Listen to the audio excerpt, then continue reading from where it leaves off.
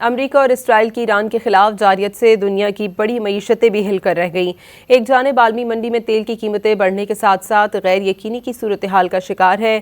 برینٹ اور امریکی آئل کی قیمتیں 116 تک جانے کے بعد اب قدرے نیچے آ گئی ہیں۔ اس وقت برینٹ کی قیمت 108 جبکہ امریکی آئل $105 فی بیرل تک پہنچ گیا۔ بلومبرگ نے حالیہ صورتحال کو 70 کی دہائی کے بعد اب تک کا سب سے خوفناک بحران قرار دیا ہے۔ دوسری جانب Shanghai, Hong Kong, Singapore, Mumbai stock markets میں شدید ترین مندی دیکھی جا رہی ہے۔ آسٹریلیا اور نیوزی لینڈ کی مارکیٹیں بھی مندی سے بچ نہیں سکیں۔ سرمایہ کاروں کے کئی $100 ارب ڈوب گئے ہیں۔ بلومبرگ نے حالیہ صورتحال کو 70 کی دہائی کے بعد اب تک کا سب سے خوفناک بحران قرار دیا ہے۔